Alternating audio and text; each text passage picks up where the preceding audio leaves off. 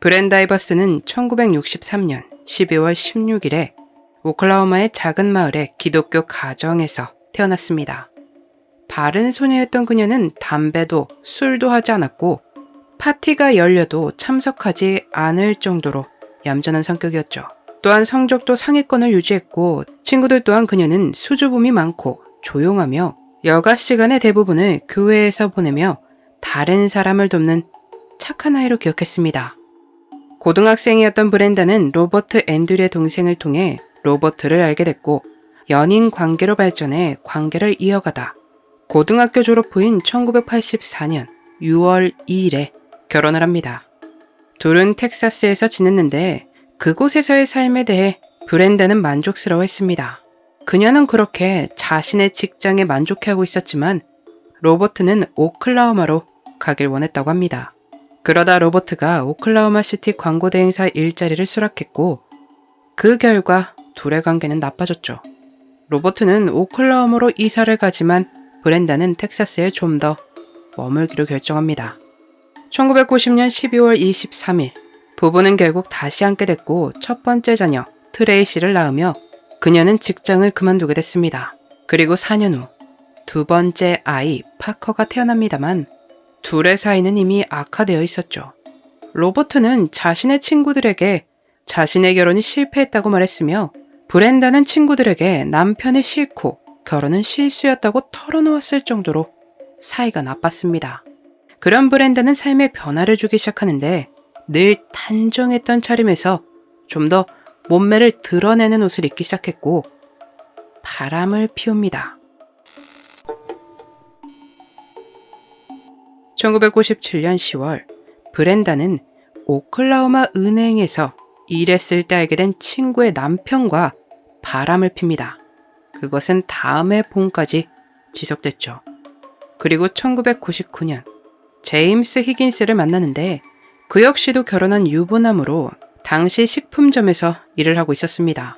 어느 날 브렌다는 히긴스에게 호텔방 열쇠를 주며 그곳에서 자신을 만나라고 유혹했고 그것을 시작으로 이 만남은 브렌다가 더 이상 재미없어 라고 말한 2001년 5월까지 지속됐습니다.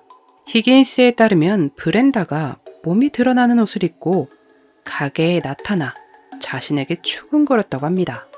브렌다는 교회에서 알게 된 제임스 파바트라는 남성과 금방 친구가 됩니다. 그러며 자연스레 제임스와 로버트 역시 친구가 됐고 집에 놀러가 함께 시간을 보낼 정도로 가까워졌습니다.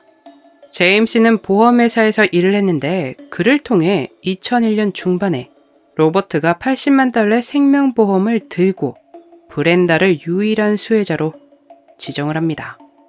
이 시기 브렌다와 제임스는 바람을 피우고 있었는데 이들은 이 사실을 그다지 숨기지 않았고 결국 주일학교 교사 자리에서 잘리기까지 합니다.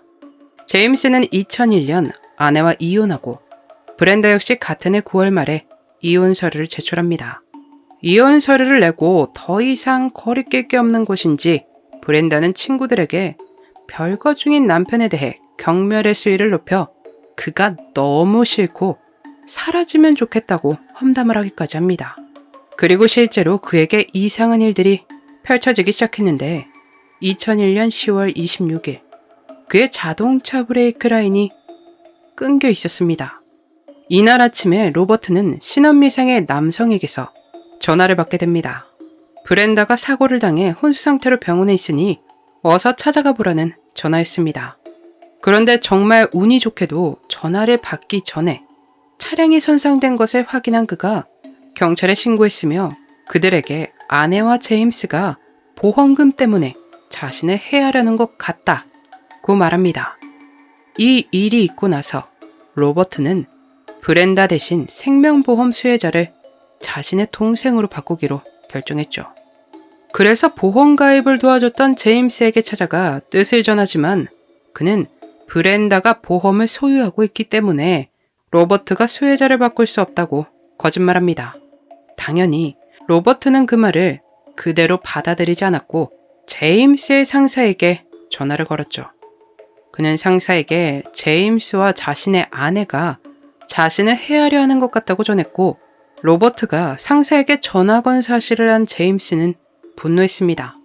나중에 브렌다와 제임스가 서명을 위조해 보험의 소유권을 브렌다에게 양도하려 했다는 것이 밝혀집니다. 불안한 날들의 연속을 보내던 로버트에게 추수감사절이 찾아옵니다. 2001년 11월 20일, 로버트는 추수감사절에 아이들과 함께할 차례였기에 아이들을 데리러 브렌다의 집으로 찾아갔습니다. 진입로에서 만난 브렌다는 로버트에게 보일러에 불을 좀 붙여줄 수 있는지 물었습니다. 로버트는 어려운 일이 아니었기에 승낙했고 차고로 들어가 불을 붙이기 위해 몸을 굽히는데 이때 총을 든 제임스가 나타났습니다. 총구가 로버트에게 향했고 그 뒤는 방아쇠가 당겨졌습니다. 그 다음 제임스는 브렌다에게 총을 건넸고 이번엔 브렌다가 방아쇠를 당겼죠. 그 후 제임스는 권총으로 브렌다의 팔을 쐈습니다. 당시에 아이들은 침실에서 TV를 보고 있었는데 볼륨이 매우 높았기 때문에 무슨 일이 일어나고 있는지 몰랐습니다. 그런 다음 브렌다는 911에 전화를 걸어 신고했고 그들에게 검은 옷을 입고 무장한 복면을 쓴 두 남자가 차고에서 로버트를 공격한 뒤 달아나며 자신에게도 총을 사용했다고 허위 신고를 합니다. 출동한 경찰은 이미 숨을 거둔 로버트를 확인했고 브렌다를 병원으로 이송했습니다. 조사에서 브렌다가 주장하는 것에 모순이 있다는 것을 발견하는데 그녀는 범인이 멀리서 총을 사용했다고 했으나 근거리로 밝혀지며 증거가 브렌다의 증언과 일치하지 않았습니다. 또한 주말을 아빠와 보내기로 한 아이들의 짐이 준비되어 있지 않았습니다. 경찰들은 그들의 집을 수색했고 로버트의 집도 수색을 합니다. 정보에 따르면 그에게 같은 종류의 무기가 있다는 것을 알게 됐기에 찾으려 했던 것인데 집에서 아무것도 발견하지 못했죠. 확실하게 어떻게 해서 이웃집을 조사하게 됐는지 밝혀지지 않았지만 경찰은 옆집을 조사하게 됩니다. 그리고 침실 벽장의 구멍을 통해 누군가가 다락방에 들어갔다는 것을 발견했습니다.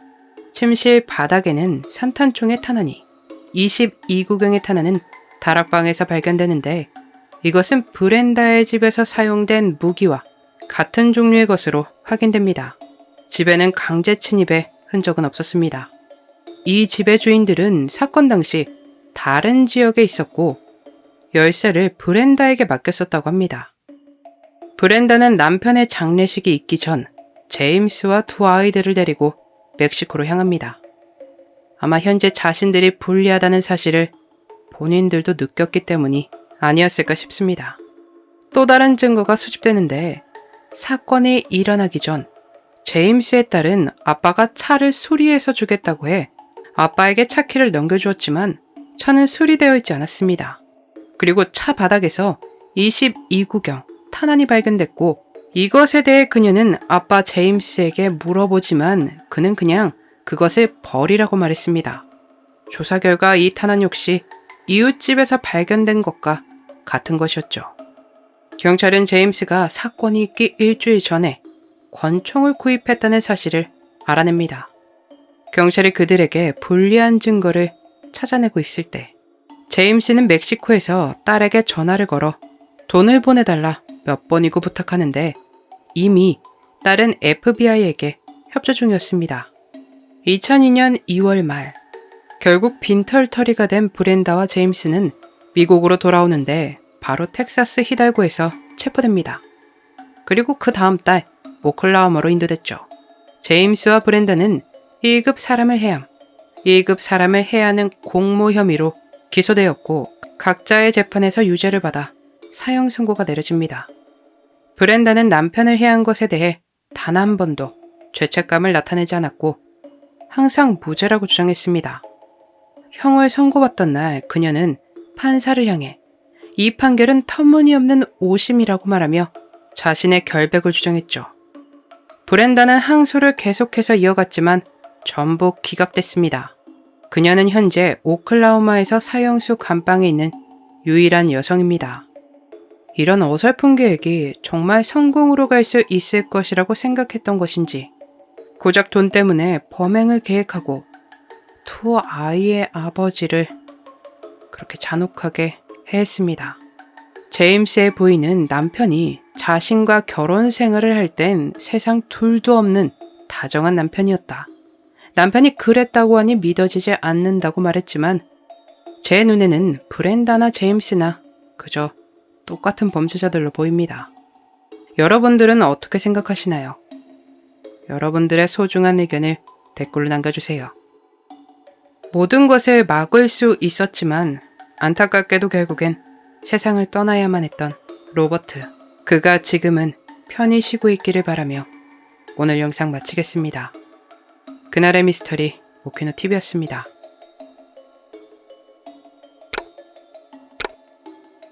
마지막까지 시청해주셔서 감사합니다. 좋아요와 구독은 저에게 큰 힘을 줍니다. 오늘 하루도 수고하셨습니다. 좋은 밤 보내세요.